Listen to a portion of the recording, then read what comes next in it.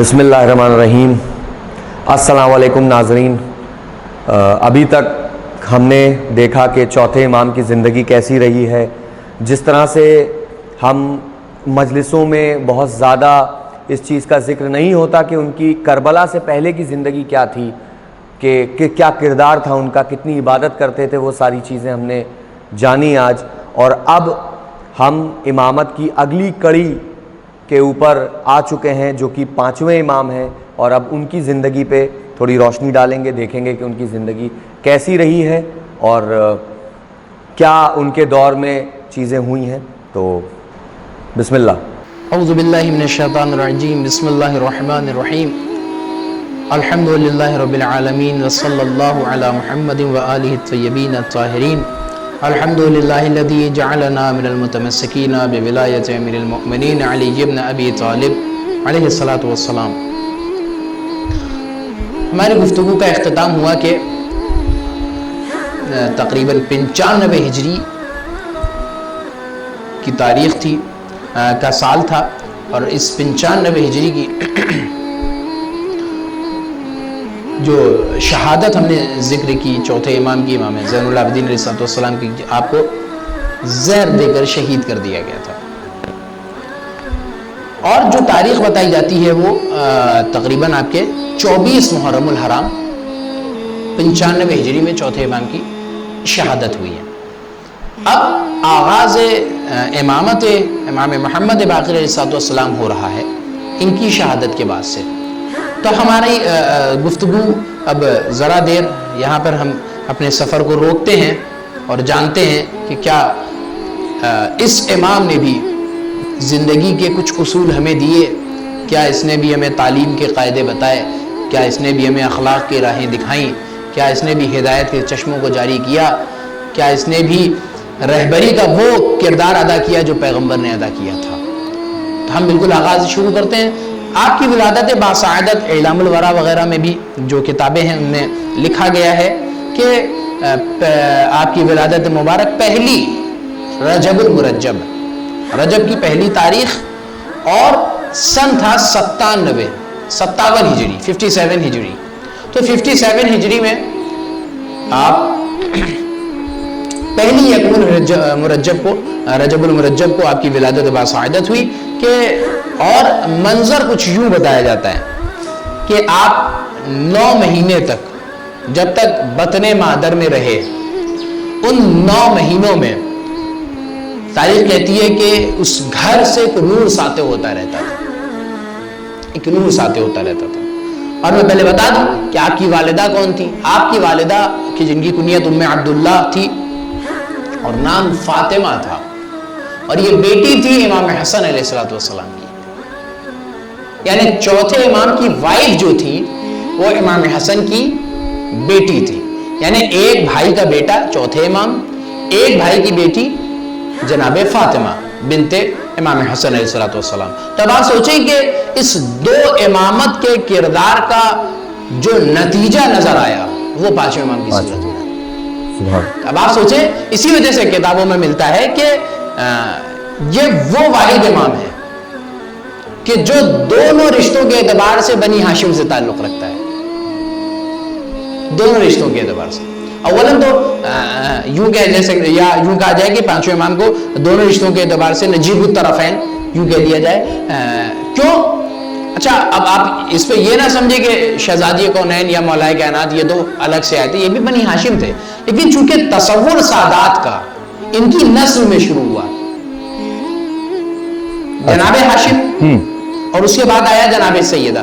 2 روایت ہیں، ایک کچھ قول ہے کہ سید وہ ہوتے ہیں کہ جو جناب ہاشم کی نسل سے ہیں، دوسرا قول بعض نریشنز یہ ہیں کہ سادات صرف وہی ہیں کہ جو علی و زہرا کی اولاد ہیں، وہ سادات ہیں۔ تو 5ویں امام وہ واحد امام ہیں کہ جنہوں نے اپنے سلسلہ نسب کو ڈائریکٹ جا کر مولا کائنات اور شہزادی کونین سے جوڑ دیا، ماں کی طرف سے بھی باپ کی طرف سے بھی۔ تو یہ امتیاز حاصل ہے 5ویں امام کو خصوصی طور پر۔ اب آپ سوچیں کہ جس کی ماں امام حسن جیسے امام کی بیٹی ہو، کتنی بلند مرتبت ماں ہوگی، کس بلند مقام کی ماں ہوگی۔ اور کئی سارے واقعات میں نہیں عرض کر پا رہا ہوں، اور چونکہ ہمارا سفر بڑا طویل ہے اس کو مختصر کرنے کے چکر میں، ورنہ باقاعدہ روایتوں میں جو ائمہ معصومین کی والدہ ہیں، جتنی مائیں ہیں، ان سب کی کرامتوں کا بھی ذکر ہے کہ یہ کتنی متقی پرہیزگار تھی اور کتنا زیادہ پروردگار عالم نے ان کو کرامتوں سے نوازا تھا۔ آگے میں چل کے شاید ایک دو کا تذکرہ بھی کر دوں تاکہ اندازہ ہو جائے آپ کو کہ معصومین کی ماں بھی جو ہے وہ عام ماں نہیں ہوتی۔ تو پانچویں امام کی والدہ کا یہ بیان ہے کہ 9 مہینے تک یہ جب تک پیٹ میں رہتے ایک نور ساطع ہوتا رہتا تھا، اور جب ولادت کا موقع آیا تو ولادت کا موقع جیسے ہی آیا تو دفتن ایک ایسا نور پھیلا پورے گھر میں کہ نہ جانے کون سی چیز ظاہر ہو گئی ہو۔ اور پھر منظر یہ ہے کہ آپ قبلہ رو بیٹھے ہوئے تھے 2 زانو ہو کر ولادت کے بعد۔ یہ منظر بیان کیا جاتا ہے تاریخ میں پانچویں امام کا، اور تقریباً ہر امام کا اسی طرح سے منظر ہے، یا کچھ اماموں کا ہے، وہ آگے میں بیان کروں گا کس طریقے سے ہے، کچھ سجدے کی حالت میں گئے، یا پیغمبر اکرم کے لیے بھی الگ الگ، تو الگ الگ منظر ہر اہل بیت کے لیے۔ تو یہاں پر یہ پانچویں امام کا منظر یہ کہ آپ قبلہ رو بیٹھے تھے 2 زانو۔ خیر، ولادت پہلی رجب المرجب سن 57 ہجری میں ہوئی آپ کی۔ اب آپ ظاہر سی بات ہے سن 57 ہجری کربلا معلیٰ سے کے حادثے سے تقریباً 4 سال پہلے، 57 میں پیدا ہوئے، 58 59 60 یعنی 60 کے رجب میں جی، اور یہی رجب میں پیدا ہوئے تھے، اور سن 60 ہجری کے رجب میں امام حسین علیہ السلام نے مدینے کو چھوڑا تھا۔ تو 2.5 سال 3 سال کی عمر تھی جب آپ نے اپنے بابا کے ساتھ مدینے کو الوداع کہا تھا۔ تو اب یہاں پر جو قدم بقدم، اچھا اب آپ کا نام محمد قرار دیا گیا کہ جو خود پیغمبر اکرم نے جسی پہلے سے ہی پیشن گوئی کر دی تھی، ایسا نہیں کہ اپنی طرف سے رکھ لیا گیا ہے۔ اور لقب جو تھا وہ باقر تھا، محمد باقر۔ اچھا، یہ جو نام ہم دیکھتے ہیں، کیونکہ ہم نے سنا ہے کہ امام کے نام جو ہیں، جتنے بھی امام ہیں معصوم، علی، محمد اور رضا، مطلب بہت زیادہ نام بدلے، ان کے کچھ الگ نام نہیں رہے ہیں اسی میں، علی، محمد، حسن، حسین، جی۔ تو یہ کچھ 1-2 ہے نام، جیسے یہ جو باقی جیسے باقر ہے یا کوئی اور نام، ان کے لقب ہوتے تھے، یہ لقب ہوتے تھے۔ مثلا جیسے امام حسن کا حسن نام ہے، لقب مشتبہ تھا، لقب مشتبہ، حسن مشتبہ، جو حسن مشتبہ کہے جاتے تھے۔ اس کے بعد اب آپ مولا کائنات کا مسئلہ، نام علی تھا، اب مرتضیٰ لقب ہے، حیدر بھی نام پکارنے کا ہو گیا، لیکن اصل وضعیت جو نام کی تھی، حیدر تو ایک نام ایک قصے کے بعد رکھا گیا کہ جس کی بنیاد پر جو میں نے بیان کیا، وہ بھی ایک طرح سے لقب ہی دیا گیا، لقب ہی کہہ سکتے ہیں، صحیح بات ہے، اس کو بھی لقب ہی آپ کہیں گے کہ یعنی کسی ایک واقعے کے بعد اس سے منسوب کر دیا گیا۔ فار ایگزامپل حاتم کو حاتم نہیں ہے، حاتم نام ہے اس کا، حاتم تائی کا، لیکن سب حاتم سخی کہتے ہیں، سخی اس کا نام نہیں ہے، لقب، چونکہ وہ ایک اچھا سخاوت کے کام کرتا تھا لہذا اس کا لقب پڑ گیا سخی۔ تو اہل بیت میں بھی ایسے ہی تھا، لیکن پروردگار عالم نے اہل بیت کے جو نام رکھے ہیں ان کا ایک الگ مقام ہے، چونکہ خود پروردگار عالم کا انتخاب ہے پیغمبر اکرم کی زبانی سے۔ اور جو القاب ان کے ہیں، یہ ان القاب کے لیے بھی خدا نے ایک خاص اہتمام کیا تھا، جیسے زین العابدین، اس کا پس منظر میں نے بیان کیا کہ پروردگار عالم نے کیا اہتمام کیا اس لقب کو دینے کا۔ اب محمد باقر، اور کمال یہ ہے کہ باقر لقب، یہ جو لقب امام کا ہے، اب اس کے معنی جو بتائے گئے ہیں خود اہل سنت کے یہاں بھی ہیں، مثلا صواعق محرقہ وغیرہ میں، یا المنجد نام کی ایک ڈکشنری ہے، اس میں تو تصریح بتائے گئے کہ باقر بنا ہے بقارہ سے۔ بقرہ کے معنی ہوتے ہیں کہ زمین سے شگاف کرنا، کہ کوئی چیز کا نکلنا، زمین کو چیر کے کسی چیز کا نکلنا۔ اور صواعق محرقہ وغیرہ جو اہل سنت کی کتابیں ہیں، ان میں جو بتایا گیا ہے کہ امام کو باقر کیوں کہا جاتا تھا، چونکہ آپ نے علم اور حکمت کے اس طرح کے خزانے زمین سے نکالے کہ آپ کا نام آپ کا لقب باقر پڑ گیا۔ علم کے وہ خزانے نکالے، وہ چشمے آپ نے زمین سے جاری کیے کہ آپ کا لقب باقر پڑ گیا۔ اس کے علاوہ سبتے ابن جوزی کا ایک قول ہے باقر کے وجہ لقب کے بارے میں. اس نے بتایا ریزن یہ کہ چونکہ آپ بہت زیادہ سجدہ کیا کرتے تھے اور سجدہ کرنے کی بنیاد پر آپ کی پیشانی پھیل گئی تھی, وسیع ہو گئی تھی, چونکہ یہ بڑی ہو گئی تھی, پھیل گئی تھی, اس وجہ سے آپ کو باقر کہتے ہیں. تو کئی سارے اقوال ہیں اہل سنت یہاں بھی, اور سب نے بیان کیا ہے کہ امام کو باقر کیوں کہا جاتا تھا. خود پیغمبر اکرم کی بھی جو روایت ہے, اب میں اس روایت پر آ جاتا ہوں کہ پیغمبر اکرم کی ذات وہ ہے کہ جس نے آنے والے حادثات کے کئی سارے زمانوں میں ہونے والے واقعات کی خبر دی ہے پہلے سے ہی. جی. بہت سارے واقعات ہیں, آج ہمارے پاس روایتیں بھی موجود ہیں. سیاتی علی الناس زمان, سیاتی علی الناس زمان, کہ لوگوں پر ایک وقت ایسا آئے گا, ایک وقت ایسا آئے گا. جس طرح کی روایتیں پیغمبر نے کافی پیشین گوئیاں کی ہیں جو آج کے زمانے میں ثابت ہو رہی ہیں بالکل فلی. تو پیغمبر اکرم نے ایک دفعہ پیغمبر امام حسین علیہ السلام کو اپنی آغوش میں لیے ہوئے تھے. امام حسین کا بچپنا تھا, پیار کر رہے تھے. اتنے میں جناب جابر بن عبداللہ انصاری پیغمبر کے بڑے چاہنے والے اور بڑی بزرگ شخصیت اسلام میں اور بڑے بزرگ صحابی مانے جاتے ہیں اور معتبر صحابی بین الفریقین, ان کے اوپر کوئی اعتراض نہیں کر سکتا. جناب جابر آئے, پیغمبر کو دیکھا کہ امام حسین سے پیار کریں. اس کے بعد پیغمبر مخاطب ہوئے اور کہا ہے جابر, یہ میرا بیٹا حسین ہے جو امام ہے, اور اس کی نسل سے 9 امام اور آئیں گے, جن میں سے امام نے جناب پیغمبر نے روایت بیان کی. اس کے بعد علی یعنی امام حسین کے بیٹے یعنی چوتھے امام. اس کے بعد جو آئے گا اس کا نام میرا نام ہوگا, 5ویں امام. پیغمبر کا نام بھی وہی, ان کا نام بھی محمد. اور جابر, تم اس سے ملاقات کرو گے, یعنی تمہاری حیات اتنی طولانی ہوگی کہ تم میرے اس نائب کو, اس جانشین سے ملاقات کرو گے, دیکھو گے, اس سے ملاقات کرو گے, اور جب تم اس سے ملنا تو اسے میرا سلام کہنا.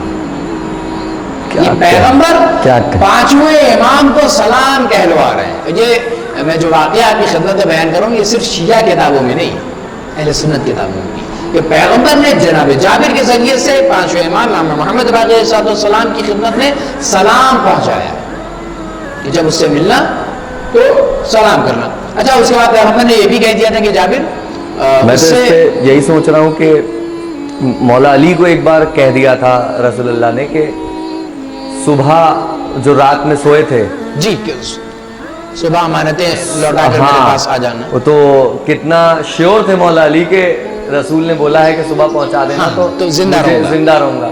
تو ان کی کیا عالم رہے ہوں گے. جی جی, پوری زندگی بتا دی کہ کتنی طولانی زندگی ہے, کتنا سکون میں آ جاؤں گا, ابھی تو مجھے کچھ نہیں ہو رہا. جی صحیح بات ہے, لیکن یہ اہل بیت کے گھرانے کی فرد ہے. جی, یہ اصحاب اہل بیت ہے. ہمارے آپ کی طرح نہیں کہ اگر کہہ دیا جائے کہ حضور آپ کی موت جو ہے وہ 20 سال بعد ہے تو ہم 19 سال جب کے مزہ لیں گے زندگی کا. یہ وہ جابر ہیں کہ جن کے سامنے مولا کائنات نے دنیا کی حقیقت کھول کے رکھ دی تھی. جس کے بعد جابر نے کہا تھا کہ جب سے علی نے دنیا کی پستی میرے سامنے ظاہر کی ہے, قسم خدا کی میرے دل میں دنیا کی ذرا بھی الفت نہیں رہ گئی. یہ وہ جابر ہے. تو یہ علی کے ساتھ کے تھے, بزرگ تھے مولا کائنات سے, مولا کائنات سے بزرگ تھے. اور اب آپ دیکھیں کہ 5ویں امام کی حیات پائی ہے انہوں نے. جی میں واقعہ اس کو کنٹینیو کر رہا ہوں. جی, تو پیغمبر نے یہ بھی کہہ دیا تھا کہ جابر جب تم اس سے ملاقات کر لو گے تو اس کے بعد تمہاری زندگی بہت زیادہ نہیں رہے گی. اب اس کے بعد تاریخ کہتی کہ جناب جابر انتظار کرتے رہے. پیغمبر نے کہا سلام پہنچانے کو اس جانشین کے لیے انتظار کرتے رہے. اب جابر ہر بزم میں, ہر مقام پر اس شخص کو ڈھونڈ رہے ہیں, اس امام کو ڈھونڈ رہے ہیں, وہ مل جائے. اور باقاعدہ نام لیا کرتے تھے, محمد باقر کا نام لے کر جناب جابر جا بجا مسجدوں میں, مقامات پر, بزموں میں, نشستوں میں آپ کو ڈھونڈا کرتے تھے. یہاں تک کہ آپ کی بینائی چلی گئی, آنکھوں کا نور چلا گیا, پھر بھی زبان پر محمد باقر ہے. یہاں تک کہ مدینے کے لوگ جناب جابر کو کہنے لگے تھے تو دماغ چلا گیا ان کا, کس کا انتظار کر رہے ہیں, اندھے ہو گئے مگر عقل ابھی تک ان کی ٹھکانے نہیں آئی کہ کوئی آنے والا نہیں ہے. لیکن جابر کو قول پیغمبر پر اعتبار تھا، بھروسہ تھا کہ رسول نے کہا ہے، رسول صادق ہے، امین ہے، یہ جھوٹ نہیں بولے گا، رسول نے کہا ہے تو وہ فرد مجھے ملے گی ضرور۔ چنانچہ روایت بیان کرتی ایک دفعہ مسجد میں چوتھے امام جناب جابر کی خدمت میں آئے اور چوتھے امام نے کہا اے بیٹا چچا جابر کا بوسہ دو، سلام کرو، انہیں بوسہ دو۔ جناب محمد باقر نے اس وقت سلام کیا، تب جناب جابر نے پہچانا یہ وہی محمد ہے کہ جس کی خبر پیغمبر نے دی تھی۔ اے مولا، اے امام، آپ کو آپ کے جد رسول اللہ نے سلام کہا ہے۔ پانچویں امام کہتے کہ اے جابر، ان پر بھی سلام ہو اور تم پر بھی سلام۔ اس کے بعد جناب، اب آپ دیکھیں کہ کیا کتنے بزرگ ہیں جناب جابر، تو پانچویں امام کا بچپنا ہے، ابھی کم سن ہے، یہ بہت بزرگ نہیں ہو گئے تھے، مگر اب یہاں پر